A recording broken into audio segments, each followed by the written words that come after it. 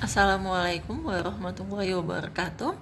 Kita lanjutkan ya untuk materi fitokimia. Jadi sebelumnya kan kita bahas mengenai uji aktivitas ekstrak tanaman sebagai antioksidan. Nah, selanjutnya ini uji aktivitas atau uji bioaktivitas yang akan kita bahas, ya ini uji bioaktivitas sebagai antimikroba. Nah, untuk menguji aktivitas suatu ekstrak tanaman, apakah dia dapat menghambat atau membunuh bakteri tertentu, maka kita bisa melakukan uji antibakteri ya, atau uji aktivitas antibakteri. Nah, uji aktivitas antibakteri ini ada macam-macam caranya ya. Nah, yang paling banyak digunakan yang dua ini ya. Ada yang disebut dengan uji paper dish atau uji dish paper ya, atau cawan difusi ya ini ya. Cawan difusi, dan yang kedua itu dengan metode dilusi cair ya ini ya. Uji dilusi cair ini biasanya untuk menghitung minimum inhibitory concentration ya, atau konsentrasi hambat minimum atau konsentrasi minimal suatu ekstrak tanaman untuk dapat menghambat pertumbuhan bakteri ya, dengan metodenya namanya uji dilusi cair. Sedangkan dengan uji dish paper ini biasanya dilihat nanti diameter daya hambat si ekstrak tersebut terhadap pertumbuhan bakterinya.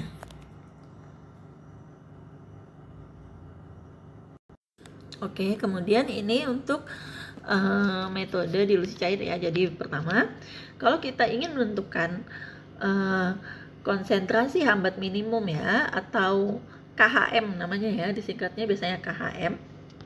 Yang ini konsentrasi hambat minimum. Pertama kita lakukan dengan uji dilusi cair ya. Jadi medianya itu biasanya NB ya, atau nutrient broth ya ini. Kemudian nanti NB-nya ini ditambahkan dengan bakteri yang akan diuji, kemudian ditambahkan dengan sampel yang akan kita uji ya. Kemudian nanti konsentrasi terendah yang masih dapat menghambat pertumbuhan bakteri itu disebut dengan KHM ya, konsentrasi hambat minimum. Oke, nah kita lihat di sini ya. Jadi ini seri konsentrasi yang gambar ini ya. Ini seri konsentrasi sampel ya. Sampel misalnya ini ya 64 mikrogram per mililiter. Ini kemudian nanti kita encerkan, kita ambil 1 mili, kemudian add 2 mili, jadi konsentrasinya 32 mikrogram per mililiter. 32 ini kita ambil 1 mili, kita add sampai 2 mili, ini jadi 16 mikrogram per mililiter, dan seterusnya sampai ini konsentrasi terendahnya di 1 mikrogram per mililiter. Nah, kemudian ini kan nutrient broth ya, yang sudah ditambahkan sampel tadi, yang ini kontrol ya, yang ini kontrol. Nah, kemudian tabung ini ditambahkan bakteri yang akan diuji dan diinkubasi selama kira-kira 24 jam ya. Nah, nanti setelah 24 jam diamati kekeruhannya ini. Oke. Nah, dari pengamatan ini kelihatan jelas ya, yang sebelah sini ini keruh ya. Keruh itu menandakan adanya pertumbuhan bakteri. Nah, jadi konsentrasi hambat minimumnya itu di 8 mikrogram per mililiter. Ini konsentrasi terendah yang masih mampu menghambat pertumbuhan bakteri. Yang ini ya, 8 mikrogram per mililiter. Ini kontrol, berarti tidak ditambahkan sampel ya. Tidak ditambahkan sampel, jadi cuma biasanya medianya aja NB, kemudian ditambahkan dengan bakterinya. Dan ini terlihat keruh, berarti ada pertumbuhan bakteri. Nah, dari konsentrasi yang masih bening ini kemudian nanti kita subkultur lagi ya. Jadi dari konsentrasi 8 mikrogram, 16 mikrogram, 32 mikrogram, dan 64 mikrogram ini kita subkultur lagi ke media agar ya. Di sini. Nah, kemudian juga ditambahkan bakterinya, kemudian nanti diinkubasikan. Nah, ternyata setelah diinkubasi pada konsentrasi 8 mikrogram per mililiter itu ada pertumbuhan bakteri ya di sini. Nah, di subkultur ini menentukan kadar bunuh minimum ya, atau KBM atau ini ya, minimum bactericidal concentration ya, atau MBC ya bahasa Inggrisnya. Nah, ini berarti dia dapat membunuh bakteri pada konsentrasi 16 mikrogram per mililiter ya. Jadi konsentrasi terendah sampel yang mampu menghambat pertumbuhan bakteri ya. Di sini konsentrasi terendahnya 16 ya, bukan 8, karena di 8 ini ada pertumbuhan bakteri ini ya. Ya. Nah, sedangkan konsentrasi hambat minimumnya itu di 8 ya. Kalau dari sini kan nggak kelihatan ya, ada pertumbuhan bakteri. Nah, ini kemudian nanti disebutkan lagi, berarti KHM-nya, kadar hambat minimumnya itu di 8 mikrogram per mililiter, kemudian di KBM-nya itu di 16 mikrogram per mililiter ya. Ya, ini ya parameter untuk KHM-nya tadi, konsentrasi hambat minimumnya itu setelah diinkubasi selama 24 jam pada suhu 37 derajat Celcius itu ada keruh atau enggak ya. Kalau dia enggak keruh dengan konsentrasi terkecilnya itu disebut dengan KHM ya. Ini adalah KHM ditentukan berdasarkan kadar terkecil yang masih jernih.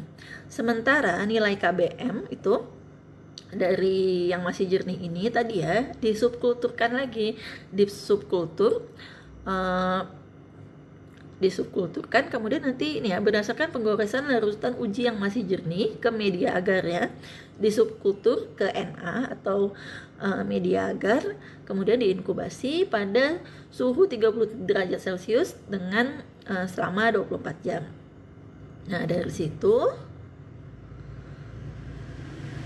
yang tadi ini ya, hasilnya ternyata di 8 ini masih ada pertumbuhan bakteri, sehingga kadar bunuh minimumnya itu ditentukan berdasarkan ini tadi 16 mikrogram per mililiter.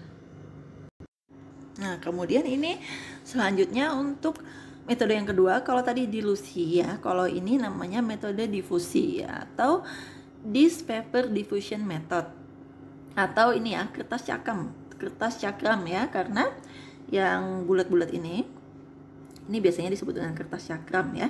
Nah, di yang bulat-bulat inilah nanti ditambahkan si agennya tadi, misalnya ekstrak tanaman, sampel yang mau diuji ya, misalnya ekstrak tanaman, maka nanti ekstrak tanaman yang sudah dihancurkan itu ditambahkan ke sini. Kalau dia kontrol positif, berarti antibiotiknya yang ditambahkan ke paper disknya ini. Kalau dia kontrol, berarti nanti paling di sininya ditambahkan dengan Aquades. Nah, kemudian nanti di cawan petrinya ini sudah biasanya digoreskan itu bakteri yang akan diuji ya. Nah, kemudian nanti diinkubasi. Nah, nanti terlihat di sini ya. Daya hambatnya ini ada zona bening ya di sini. Ini zona bening namanya. Nah, zona bening inilah yang diukur secara simpel. Semakin besar zona beningnya, berarti daya hambat antibakterinya ini, daya hambat sampelnya ini yang kita uji ini semakin baik ya untuk menghambat pertumbuhan bakteri. Ada juga yang menyebut bahwa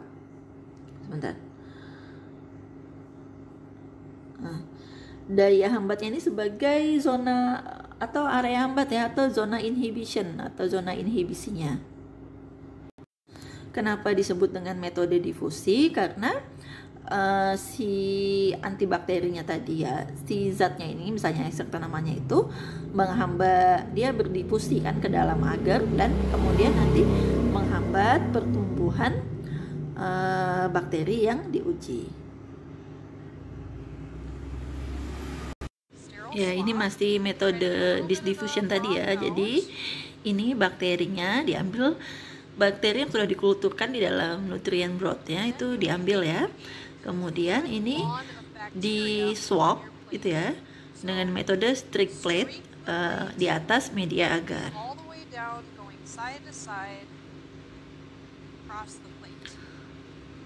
Rotate the plate, same thing, all the way down 3 to 4 times. Once you've streaked all the way down, take your swab, do a final ring around the plate. Dan Kemudian ini paper disknya tadi ya, itu dimasukkan ke dalam zat antimikrobia tadi, kemudian nanti ditaruh di atas petrinya tadi ya, di atas agarnya.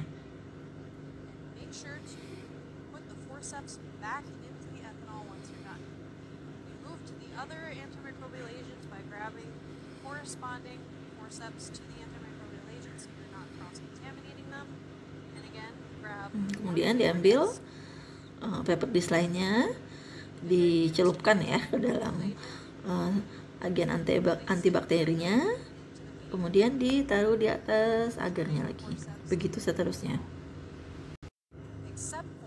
Kemudian ini setelah diinkubasi ya, jadi itu kelihatan ya ada zona beningnya, yang berarti ada daya hambat bakterinya ya di sana.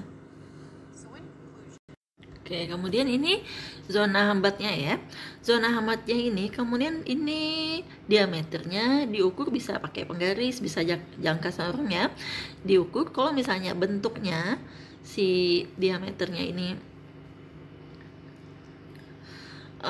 tidak bulat sempurna, biasanya diukur misalnya dia bentuknya begini ya. Tidak bulat sempurna.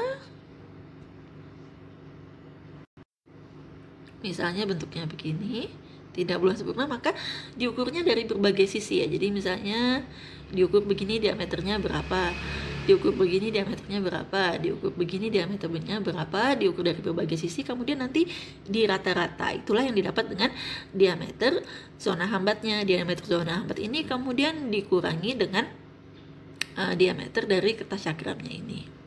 Nah, itulah nanti didapat berapa zona hambatnya. Nanti untuk membedakan antara zona hambat satu dengan yang lain biasanya nanti dilakukan dengan uji statistik ya, apakah berbeda signifikan antara zona hambat yang satu, misalnya ya antara ini dan ini, apakah berbeda signifikan atau enggak zona hambatnya. Itu biasanya dibandingkan dengan uji statistik.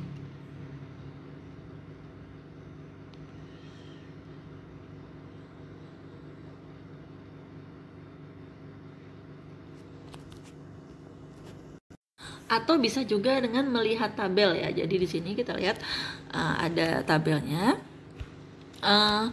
Ini antibiotiknya, kemudian nanti ini saya rasa cukup ya untuk uji bioaktivitas antimikrobanya.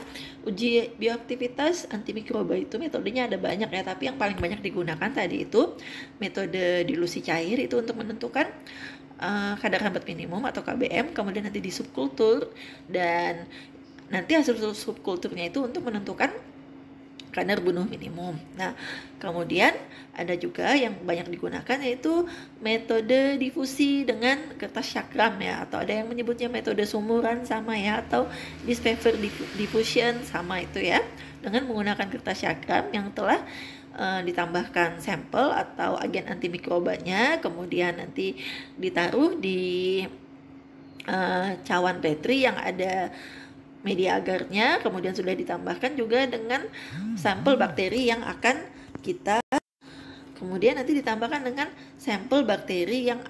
kita uji, diinkubasi, dihitung diameter hambatnya berapa. Biasanya hitungnya manual ya, pakai penggaris, pakai jangka sorong dan sebagainya. Kemudian nanti hasil diameternya itu dibandingkan antara satu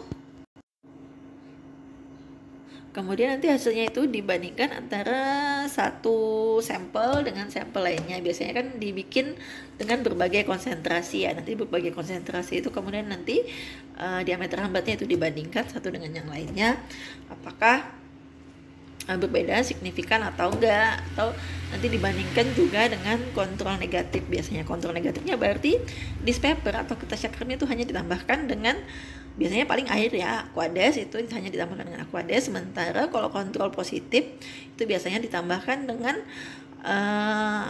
agen atau senyawa antibakteri yang sudah diketahui khasiatnya, misalnya antibiotik tertentu. Itu biasanya untuk kontrol positifnya.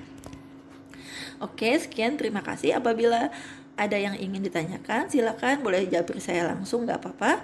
Terima kasih. Wassalamualaikum warahmatullahi wabarakatuh.